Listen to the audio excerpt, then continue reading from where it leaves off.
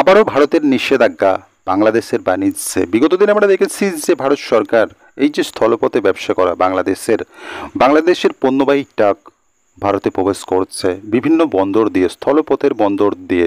সেক্ষেত্রে কিন্তু ভারত সরকার একটা সিদ্ধান্ত হঠাৎ করেই নেয় বা নিষেধাজ্ঞা জারি করে বাংলাদেশের ওপর, যে বাংলাদেশের তৈরি যে রেডিমেড পোশাক থেকে বাংলাদেশ একটা বিপুল মুনাফা অর্জন করে এবং সেই যে রেডিমেড পোশাকের ব্যবসা থেকে একটা বিপুল পরিমাণে অর্থ আয় করা বাংলাদেশের, সেই যে আয় সেটা বাংলাদেশের জিডিপিতে অনেকটা কন্ট্রিবিউট করে।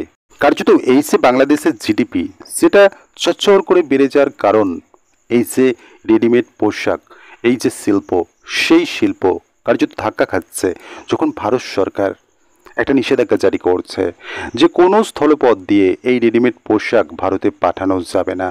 যদি তারা চায় সেক্ষেত্রে এক হবে জলপথ ব্যবহার করতে পারবে, কলকাতা আসো, কলকাতা বন্দরে, এখানে তোমরা সেই সমস্ত জিনিস রপ্তানি করতে পারবে। আর একটা পথ হলো মুম্বাই, সরাসরি জলপথে বাংলাদেশকে মুম্বাই যেতে হবে, সেখানে গিয়ে কিন্তু এই সমস্ত রেডিমেড পোশাক তারা রপ্তানি করতে পারবে। সেক্ষেত্রে কিন্তু সবথেকে বড় ধাক্কা হলো বাংলাদেশের কাছে, স্থলপথ দিয়ে তারা এই সমস্ত জিনিসগুলো যখন পাঠাচ্ছে সেক্ষেত্রে তাদের যে রপ্তানি খরচ সেটা অনেক স্বল্প হতো, কিন্তু জলপথে যখন তাদেরকে যেতে হচ্ছে সেক্ষেত্রে তাদের যে রপ্তানি করার যে ব্যয় সেটা কিন্তু একটা বিপুল পরিমাণে দাঁড়িয়ে যাচ্ছে। সেক্ষেত্রে বাংলাদেশ কিন্তু বড়সড় ধাক্কার মুখে পড়ছে।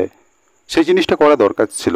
ইউনূস যেভাবে মাতব্বরি করছিল, পাকিস্তানের সাথে সুসম্পর্ক বাড়াচ্ছে, পাকিস্তানিদের জন্য ভিসা সহজলভ্য করে দিচ্ছে, বিগত দিনের সরকার যে জিনিসটা করেনি বা করাটা উচিত বলে মনে করেননি, সেক্ষেত্রে সেই জিনিসটাকে কার্যত সেই প্রথাটাকে উল্টে দিয়ে ইউনূস সরকার কোথাও না কোথাও ভারতের সাথে দূরত্ব বাড়িয়ে দিচ্ছে।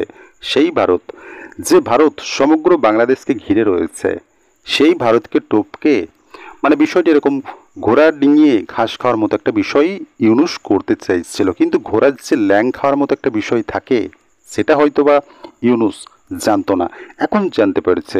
যখন ভারত সরকার কার্যত বাধ্য হয়েই এই সমস্ত সিদ্ধান্ত একের পর এক কঠোর সিদ্ধান্ত বাংলাদেশের বিরুদ্ধে নিচ্ছে, তখনই কিন্তু ইউনূস কার্যত বাস্তবতার মাটিতে ফিরে আসছে। তখন ভাবছে কি ভুল করেছি এই জিনিসগুলো করে। তো সাম্প্রতিককালে কিন্তু আবারও একটা ঝটকা দিল ভারত সরকার বাংলাদেশকে, ইউনূসকে। বাংলাদেশ থেকে 9 ধরনের পণ্য স্থলবন্দর দিয়ে আমদানি করার ওপর নিষেধাজ্ঞা জারি করলো ভারত সরকার। এবার যদি বলা হয় কি কি সেই জিনিস যেগুলোর ওপর ভারত সরকার স্থলপথে রপ্তানির ক্ষেত্রে নিষেধাজ্ঞা জারি করলো: কাঁচা পাট, পাটজাত পণ্য, বোনা কাপড়, সুতো, পাটের সুতো, ব্লিচ না করা পাটের বোনা কাপড়, পাটের রোল, এই সমস্ত জিনিসগুলো কিন্তু গুরুত্বপূর্ণ জিনিস। কিন্তু বাংলাদেশের কাছে এই সমস্ত জিনিসগুলো অত্যন্ত গুরুত্বপূর্ণ। সেক্ষেত্রে একটা বিপুল মুনাফা কিন্তু তাদের এই সমস্ত পণ্য থেকে রয়েছে। সেক্ষেত্রেই কিন্তু ভারত সরকার নিষেধাজ্ঞা জারি করলো, ধাক্কার মুখে পড়ল ইউনূস। ইতিমধ্যেই আমরা জানি যে আদানির সাথে কিন্তু বাংলাদেশের একটা চুক্তি রয়েছে, এই যে বিদ্যুৎ নেওয়া।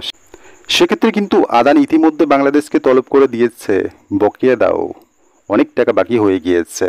আদানি যখন ইউনূসকে বলছে যা বকেয়া রয়েছে সেগুলো দিয়ে দিন, নতুবা আমরা বাধ্য হব বিদ্যুৎ সরবরাহ বন্ধ করতে। সেক্ষেত্রে কিন্তু ইউনূস বিগত দিনে হাসিনার আমলে যে সমস্ত চুক্তিগুলো হয়েছিল আদানি কোম্পানির সাথে, সেক্ষেত্রে সেই চুক্তিগুলো কিন্তু পুনরায় বহাল রাখছে এবং তারা বলছে, আশ্বস্ত করছে আদানিকে যে সমস্ত বকেয়া তারা ধীরে ধীরে কিস্তির মাধ্যমে দিয়ে দেবে। সেই জিনিসটা কিন্তু এখনো পর্যন্ত করছে। আদানির কাছে বাংলাদেশের বকেয়া ছিল, এই বিদ্যুৎ বিলের বকেয়া ছিল প্রায় 37,000 কোটি টাকা। সেক্ষেত্রে কিন্তু বাংলাদেশ এখনো পর্যন্ত দিতে পেরেছে 32,000 কোটি টাকা।